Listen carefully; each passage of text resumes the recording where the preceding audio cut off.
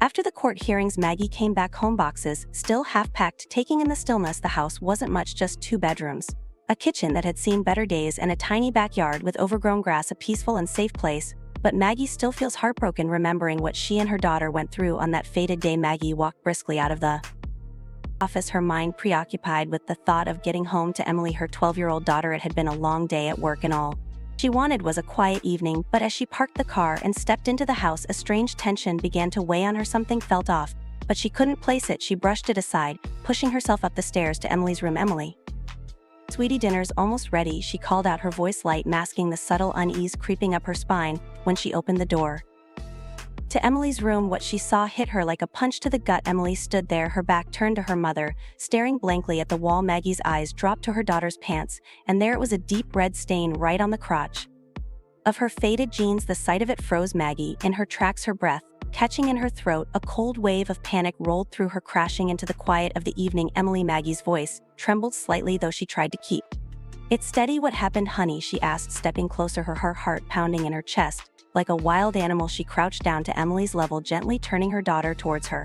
But instead of answering, Emily just threw her arms around Maggie's neck, holding her tightly, almost desperately. The hug wasn't warm or reassuring, it was the kind of hug that spoke of fear, of secrets too heavy for a child to carry. Maggie's thoughts raced. Was it an accident? Was it something worse? 100 questions bubbled up, but she couldn't bring herself to ask them. All she could do was hold her daughter tighter, the uncertainty going at her insides. Dinner that night was a stifling affair. The clinking of forks against plates was the only sound in the room, the silence thick with unspoken worries. Maggie's stepmother, Fiona, sat across from her, watching them both with a calmness that Maggie envied. She tried to keep up the pretense of normalcy, but Maggie could feel her pulse in her throat, every second dragging on painfully. "I'm sure it's nothing," Fiona finally said, breaking the silence. Her voice was soothing, the way it always was when she tried to smooth things over. It could just be her first period. "Maggie, these things happen early sometimes, no need to worry too much." But Maggie wasn't so sure. She wanted to believe Fiona desperately, but the sight of that red stain kept replaying in her mind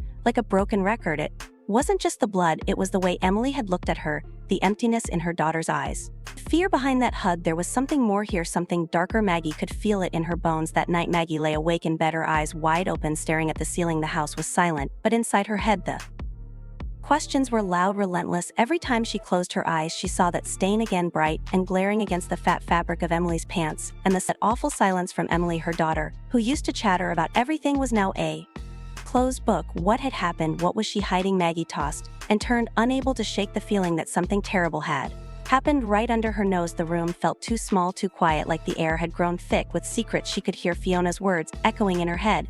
"It's probably nothing, just a period," but Maggie's gut told her otherwise. There was something she wasn't seeing, something Emily wasn't telling. As the hours crept by, the anxiety tightened its grip on her chest. She knew she wouldn't rest until she found out the truth. The next morning, Maggie woke up with a heavy heart.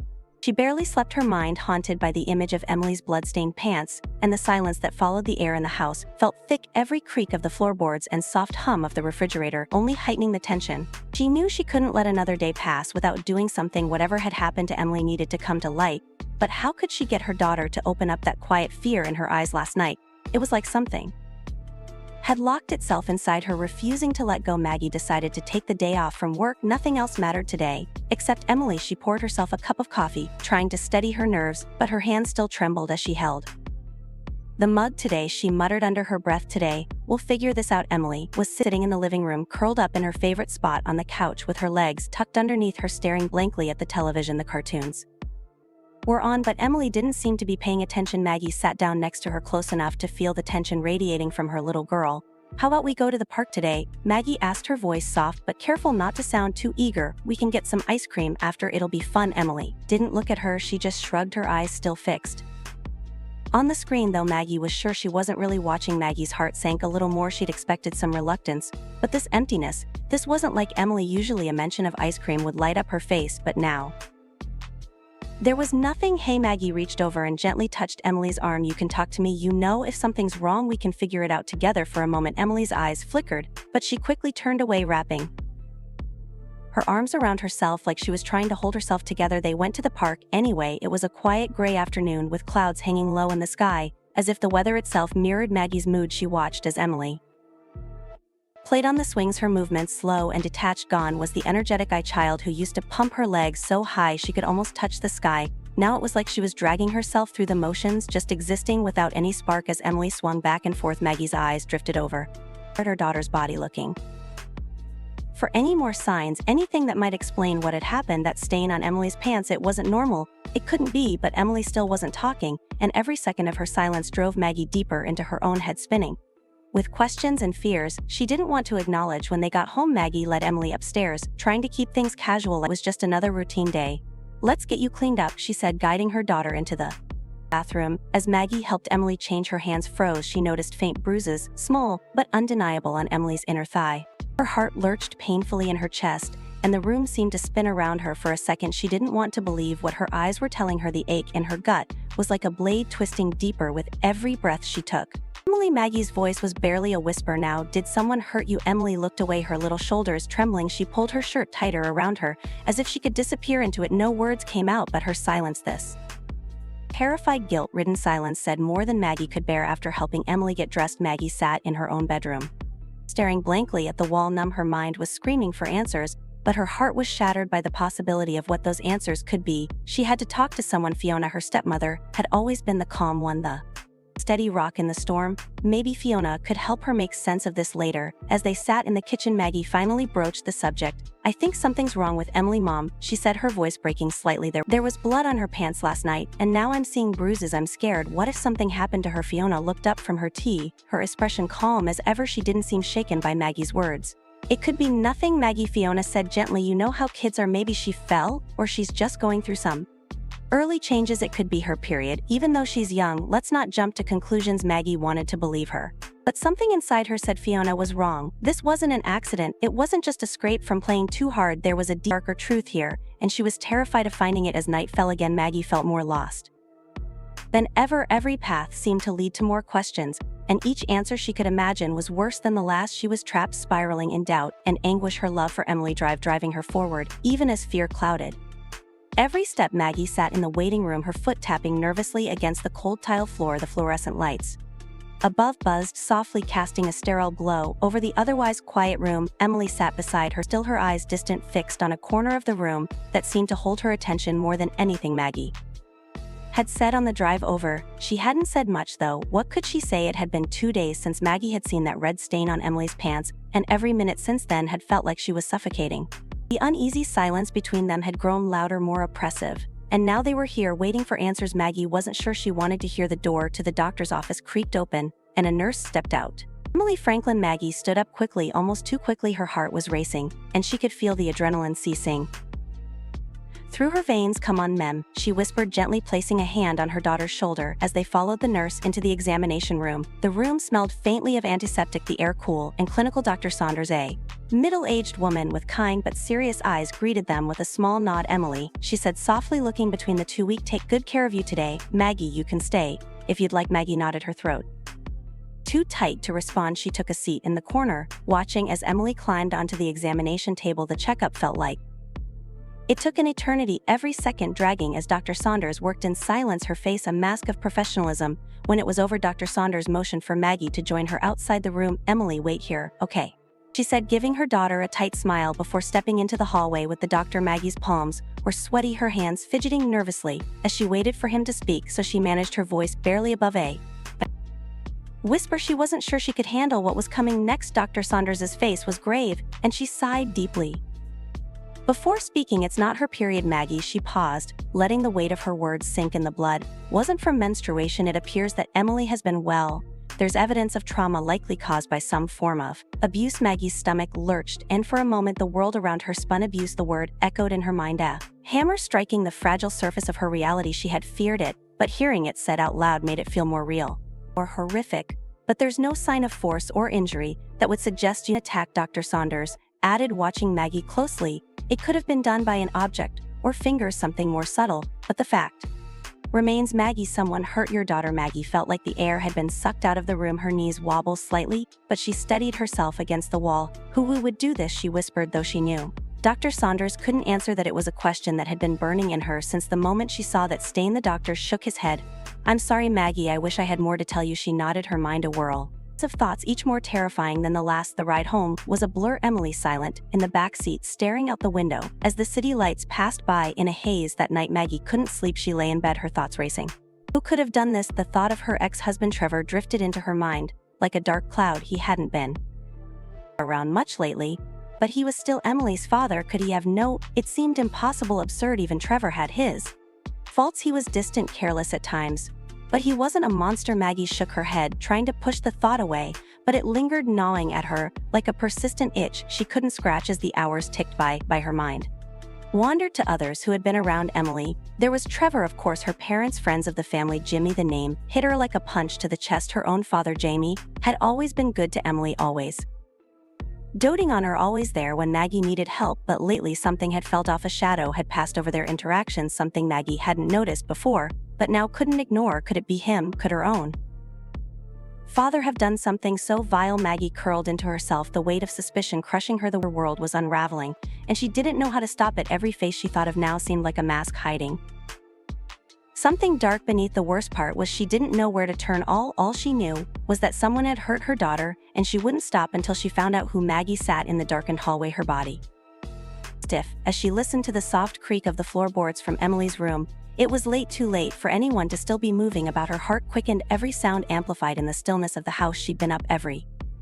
night like this ever since the incident with Emily, her mind racing, unable to sleep. Something was wrong, and tonight Maggie was determined to find out what it was. She watched as the door to Emily's room quietly swung open, revealing the figure of her father, Jamie. He stepped out, moving with care like someone who didn't want to be seen. Maggie froze, her breath catching in her throat.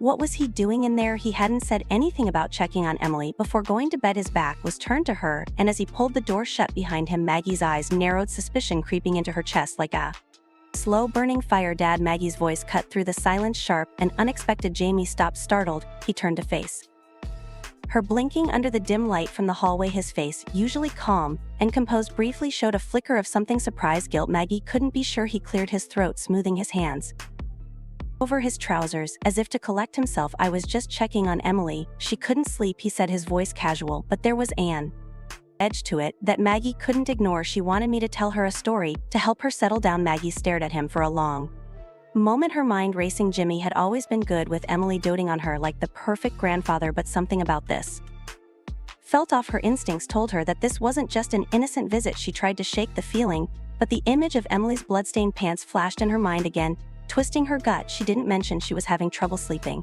Maggie said, her voice tight. Jimmy shrugged, a slight smile tugging at his lips. Kids don't always tell us everything. With that, he brushed past her, disappearing down the hallway to his bedroom, leaving Maggie standing in the shadows, her mind swirling with questions she couldn't answer. Something about the way he had looked at her, too quick, too dismissive, made her skin crawl. The following days, Maggie couldn't shake her growing doubts about her father. The man she'd known her whole life, who had been her rock after her husband left, now seemed like a stranger. She began watching him closely, observing his every move with the meticulous attention of someone piecing together a puzzle. Jamie went about his days as usual, reading the paper, tending to the garden, helping around the house, but now every action seemed laden with a hidden meaning, every gesture carrying an undercurrent of secrecy. Maggie's thoughts spiraled deeper into suspicion. She needed proof, something concrete to confirm her knowing fear. That's when the idea struck her, the phone. She could leave her cell phone in Emily's room at night, recording everything. If there was anything suspicious, she would know. That night, Maggie quietly slipped the phone under Emily's bed, its camera pointing towards the door. She kissed her daughter goodnight, her stomach churning with guilt.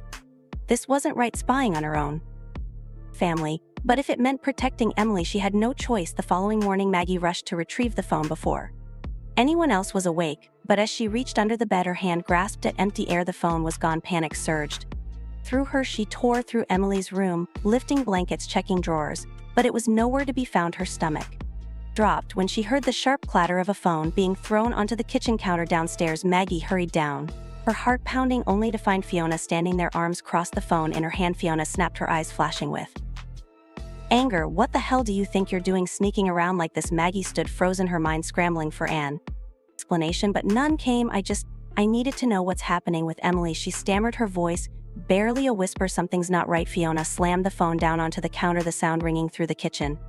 You're losing your mind, Maggie. You've gone from a concerned mother to a paranoid wreck. The words hit Maggie like a slap to the face. The threat was clear. Fiona was serious, and Maggie knew she had the influence to follow Through her stepmother, the one person she had relied on for support, had turned on her. Now Maggie was alone, isolated, with nowhere to turn, and no one to trust. The weight of the silence after Fiona's outburst crushed her, leaving Maggie standing in the kitchen, utterly helpless. Maggie sat on the floor of the living room, legs crossed, feeling the weight of the air around her. The house was eerily quiet save for the ticking of the clock on the mantel. It had been days. No matter how much she tried to push for answers, Emily's silence loomed large, an impenetrable wall that left Maggie sleepless, restless, and desperate for a way forward. The psychologist's suggestion echoed in her mind: play therapy. It sounds simple, almost too simple for the magnitude of what they were dealing with, yet the idea had stuck. Perhaps the only way to reach Emily was through something as innocent as a game. If talking didn't work, then maybe playing could lead to something. Maggie wasn't sure, but at this point she had no other options. It was a thin thread of hope, and she was willing to grasp at anything. She had set up the scene carefully, 2 dolls in her hand, as she sat in front of Emily. One doll was meant to be Emily, the other would represent different people in Emily's life: her father Trevor, her grandfather Jamie, and her grandmother Fiona. Maggie had rehearsed what she would say, how she would gently guide Emily through the scenes, hoping for some small reveal, some gesture or word that could shed light on what had happened. Emily sat across from her, knees pulled up to her chest, her eyes downcast. Maggie could sense the tension in her daughter's posture, the same guarded stillness that had settled over her ever since that night. It broke Maggie's heart to see her like this, but she forced herself to remain calm, steady. This wasn't the time to let her emotions take control. Hey sweetie, Maggie began softly, holding up the 2 dolls. Why don't we play a game? We can pretend these are you and people you know. You can show me what your days are like. Emily didn't respond at first. She stared at the dolls in Maggie's hands, her lips pressed into a thin line. Maggie waited, giving her daughter time. She had learned by now that pushing Emily too hard would only make her retreat further. Slowly, Emily reached out and took the doll that was supposed to be her. It was a small victory, but Maggie didn't let herself get too hopeful just yet. Oh, Maggie said, her voice light, as if they were playing a regular game. This one is you, and let's say this one is Daddy. She held up the other doll, the one representing Jamie. What do you and Daddy do when he's here? Emily moved the doll a little, but her expression didn't change. She set it down beside the doll that was her, but there was nothing in her face, no flicker of emotion, no sign that this was leading anywhere. Maggie tried not to feel discouraged. It was still early. How about Grandpa? Maggie asked, picking up another doll, this time representing her father Trevor. What do you and Grandpa do together? Again, Emily moved the doll without much enthusiasm, placing it beside her own. The scene was flat, empty, as if Em were going through the motions without truly engaging. Maggie's chest tightened. She was starting to wonder if this was all a waste of time, if maybe her daughter was too closed off for even this gentle approach to work. Her mind raced back to the bloodstain, to the goring fear that had been eating at her ever since she glanced at Emily, feeling the pressure build in the pit of her stomach. Please, Emily, please show me something. But then, without warning, something shifted. Emily picked up the last doll, the one reprise grandmother Fiona. Maggie watched, holding her breath, as Emily hesitated for a moment. Then, in a movement so subtle, so seemingly innocent, she placed the doll of her grandmother on top of her own. It was a small gesture, quiet, unconscious, but it sent a chill down Maggie's spine. Maggie's heart stopped. Time seemed to stretch out in front of her as she stared at the 2 dolls, her mind struggling to process what she was seeing. Emily had no expression on her face, no sign that she was aware of what she had just done, but the placement of the dolls, the way Fiona's doll hovered over Emily's, it wasn't an accident. It couldn't be. Emily, Maggie's voice wavered, fear tightening around her throat like a vice. Why did you do that? Emily didn't answer. She didn't even look up. Maggie's world spun, the room closing in around her. The truth hit her like a wave, crashing into her so hard that it left her gasping for breath. Fiona. It was Fiona, her stepmother. Person she had trusted the most, the person who raised her from a young age and always loved her like a biological mother. This is really beyond imagination. Her fingers clenched around the dolls, the plastic sea against her skin. Maggie couldn't move, couldn't speak. All she could do was sit there staring at the dolls as the horrific truth settled in. The room felt darker, now smaller, and in that moment Maggie knew their lives would never be the same again. Maggie sat at the kitchen table, her hands gripping the cool surface. Knuckles white. Across from her sat Fiona, her stepmother, the woman who had been a constant presence in her life for over 20 years. The ticking of the clock on the wall filled the suffocating silence, each second dragging out as Maggie tried to steady her breath. The truth was out now, a dark cloud that hung between them, thick and unbearable. Why, Fiona? Maggie's voice trembled with a mixture of fury and disbelief. Her heart pounded, the betrayal stinging so deeply it felt as though her chest might tear apart. Why would you do that to her? To Emily? Fiona sat hunched over, her face buried in her hands, shaking her head slowly, as if trying to shake off the weight of what she had done for a long moment. She didn't speak, the room thick with tension, but Maggie wasn't going to let the silence drag on any longer. She slammed her fist on the table, the sound sharp and sudden in the stillness. Answer me, she shouted, her voice breaking at the edges. She couldn't bear the thought of it, of her stepmother, someone she had trusted, doing something so vile to her daughter. Fiona flinched, her shoulders sagging even more when she finally raised her head. Her eyes were red, tears streaming down her cheeks. I didn't mean for it to happen, Maggie. I swear to God I didn't. Maggie's chest tightened. Then why did it? She spat, disgust lacing her words. How could you not mean to hurt her? You're supposed to protect her. Fiona sobbed harder, but it wasn't the kind of crying that stirred sympathy. Not for Maggie. She wanted to shake the woman, to scream in her face until she understood the gravity of what she had done. Instead, she clenched her fists and waited, breath held tight for Fiona to finally speak. I've been struggling, Fiona whispered, her voice barely audible, for years with things I don't understand. It's like a sickness, Maggie.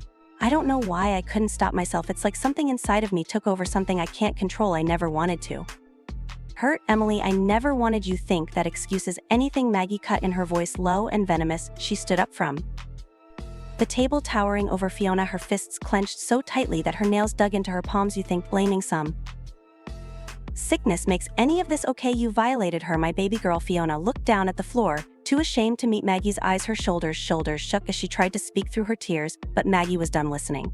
She didn't care about Fiona's excuses. No explanation could ever make up for what she had done. Maggie wanted to lash out, to scream, to demand answers, but what good would it do? The damage was already done. Emily's innocence had been shattered, and no amount of tears from Fiona could ever undo that. As Maggie turned away, the door creaked open and Jimmy walked in. He stopped in his tracks, sensing the thick tension that had settled in the room. His eyes darted between Maggie and his mother, confusion and worry etched across his face. What's going on? Jimmy asked, his voice wary. Maggie, what's happened? Maggie turned to face him, her eyes hard, filled with the kind of fury that made her whole body tremble. Your wife, she said, barely able to keep her voice steady. She hurt Emily. Jimmy's face went pale. What are you talking about? His voice cracked, eyes widening in disbelief. Maggie took a deep breath, forcing herself to speak through the growing lump in her throat. She touched her. She abused Jamie all this time, and you never noticed. You never saw what was happening right under your nose. Jimmy staggered back, his hand covering his mouth as if he might be sick. No, that can't be true. She wouldn't do that. She did. Maggie snapped, pointing at Fiona, who sat weeping in the corner. She just admitted it. Fiona looked up at Jamie, her face twisted in pain. I'm so sorry, Jamie, she whimpered. I'm so sorry. Jimmy stumbled backward, his face paling even more, and Maggie knew that he was being torn apart inside. His wife, the woman he had trusted his whole life, had become a monster in his eyes. It wasn't just betrayal, it was the destruction of everything Jamie thought he knew. Jamie's face contorted with shock and anger, his hands falling to his sides as the weight of Maggie's words sank in. He turned to his wife, his voice shaking. Tell me, Lincoln, please tell me she's lying. Lincoln, her father just mentioned that name. Why is he called Fiona with the name Lincoln? As if the world couldn't spin darker, Maggie's mind flitted back to the dusty box of photographs she had found just days before. She had brushed it off, too preoccupied with Emily's silence, but now standing in this room thick with betrayal. Those images of Jamie and a man she didn't recognize. They were standing close, their arms wrapped around each other in a way that wasn't just friendly. The look in their eyes, it was the kind of gaze people only gave when they were deeply in love. Her mind raced, trying to piece together the fragments of memories that now seemed jagged and out of place. Maggie threw the photograph onto his lap. Who is Lincoln? What are all these lies? Her words cut through the air like a knife. Jamie's face went pale the moment his eyes landed on the picture. He didn't speak at first, but Maggie could see the shift in his expression, the way his body seemed to collapse under the weight of old buried memories. I didn't want you to find out like this, Jamie stammered, his voice hoarse. He looked down at the photograph again, as if it held both his shame and his past. Lincoln, he was someone I loved a long time ago. Maggie's heart pounded in her chest. Loved, she repeated, her voice trembling. Dad, what are you talking about? Jamie sighed deeply, rubbing his face with his hands. The weight of years seemed to settle into his bones, making him appear older than Maggie had ever seen him. Lincoln, and we were in love, Maggie, before your mother. Before everything, but back then we couldn't be together. It wasn't safe, so we hid it. We hid everything. Maggie stared at him, struggling to process the words. Her father had been in love with a man. This was the man who had always seemed so straight-laced, so devoted to Maya. How could this be true? Does Mom know? Maggie asked quietly, already fearing the answer. Jim's face crumpled at the mention of Maya. He looked away, pain etched into every line of his face.